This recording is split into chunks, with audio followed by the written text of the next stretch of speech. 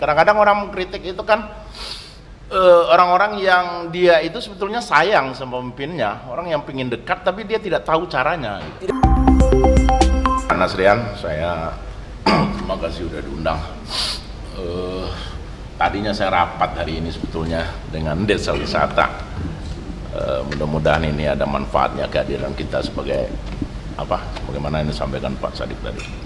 Jadi gini Pak Nasrian, di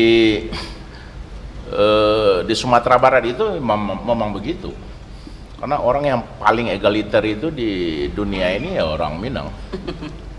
Ya makanya orang Sumbar itu bisa diterima di mana-mana, bisa kadang bersilik lidah, kadang biasa. Nah cuman tadi yang Pak Sadik sampaikan ya begitu.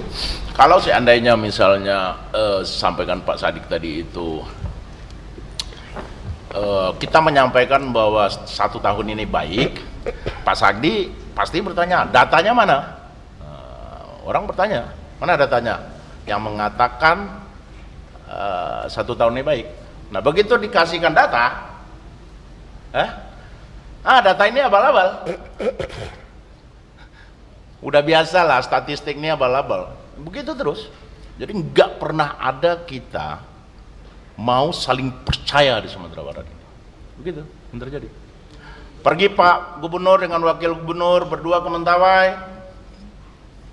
Ngapain pergi dua-dua? So-so akur pula dia bilang gitu kan. Pergi dia sendiri udah pecah nih barang dia bilang gitu kan. Itulah enak kita di Sumatera Barat ini.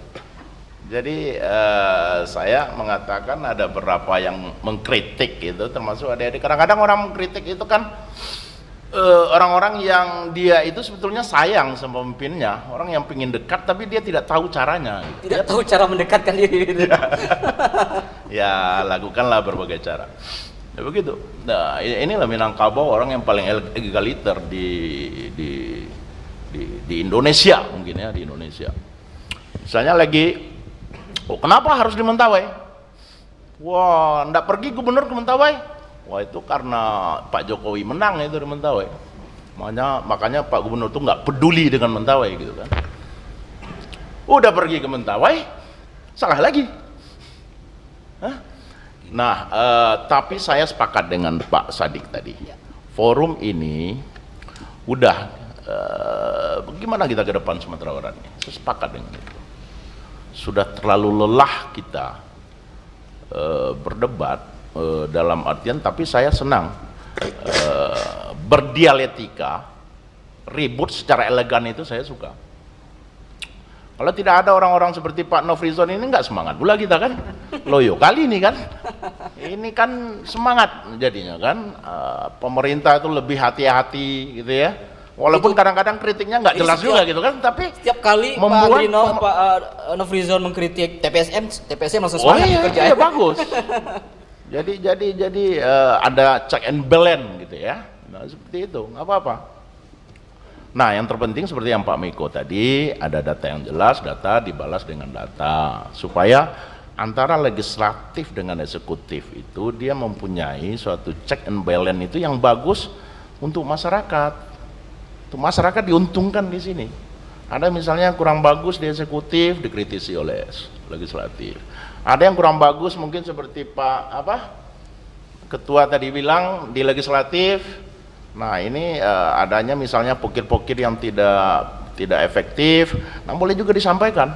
Nah pada akhirnya anggota dewan pun ya udah kita sama-sama nanti kenapa tidak pokir ini kita kumpul misalnya di satu dapil. Kita bikin sesuatu legacy. Kita anggota dewan nih. Kita bikin satu legacy, kita bangun ini, dan ketika itu dibangun dan jadi, nah orang akan kenang bahwa ini adalah hasil kerjanya seorang Pak Nofrizon dan teman-teman dari Pokirnya. Kira-kira begitu. Dia punya legacy. Nah, Bang Srizul ingin menyampaikan apakah Pokir yang selama ini kurang misalnya meninggalkan legacy dia. Artinya ke depan itu, yolah di Sumatera Barat ini kita belum punya gerakan bersama. Bahwa kita roadmap Sumatera Barat ini tidak jelas ke depan. Bahwa kita seperti pariwisata, saya sebetulnya kan lebih kepada pariwisata. Sekarang pariwisata itu karena Bukit Tinggi sudah semakin sumpek, saya coba geser ke Solo. agar ada pendistribusian wisatawan ke daerah selatan. Pada akhirnya begitu tourism hub itu ada di Kabupaten Solo, nah dia lebih dekat ke Solo Selatan. Nah, orang overnight di situ 1 malam, nah nanti Solo Selatan dapat. Orang menginap 1 malam di Solo, Solo itu kayak Bukit Tinggi dia, ya, kota dengan kabupaten, besoknya orang ke Sawalunto. Tapi kalau orang dipaksa dari Padang itu langsung ke Sejunjung 6 jam, oh kami orang travel nggak mau. Nah, bagaimana sekarang ini teman-teman di Dewan? Yaudah, kita jadikan itu legacy kita. Bahwa pemerintah itu kan bukan gubernur. Pemerintah itu kan ada.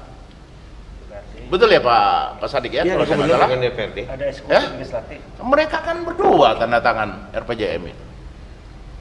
Ya, bersama-sama. Sukses pun gubernur ini bukan suksesnya Pak Mahyeldi, Audi, salah pemahaman masyarakat. Kalau gubernur hari ini sukses, seluruh anggota dewan dianggap sukses. Begitu pemahaman kita terhadap demokrasi.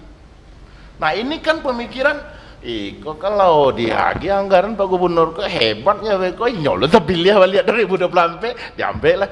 Pemahaman itu yang enggak benar kita dalam demokrasi. Bahwa hari ini kita tidak mempunyai gerakan bersama untuk Sumatera Barat. Itu yang terjadi. Nah, kembali ke masalah pariwisata tadi, nah kita berharap ya udah teman-teman, tidak pula harus yang di Sijunjung iri. Karena begitu Solo dijadikan, nanti Sijunjung akan dapat. Nanti Sawalunto akan dapat. Karena orang berkumpul, karena Bukit Tinggi itu sudah semakin sumpah. Itu mungkin pemahaman saya. Saya melihat Pak Gubernur dengan Wakil Gubernur ini mungkin kepala daerah yang paling akur. Salah tadi mungkin Bro mengatakan tadi Gub dengan Wagub ini orang yang paling anak mudanya santun, ya, Audi dan Buya pun memperlihatkan seorang orang tua yang bijak, ya. Nah, ini harus menjadi contoh bagi kepala daerah tingkat 2 kabupaten kota. Bahwa begitulah harusnya. Kalau seandainya ada pembagian tugas OPD, nah itu ketika dia bertengkar. Tapi ketika dia sudah hatinya menyatu, Pak, ya, itu nggak perlu lagi. Dia sudah saling klik dia. Ya udah, bahwa ini OPD ini boleh, mau ketemu gubernur boleh, mau ketemu wakil gubernur boleh.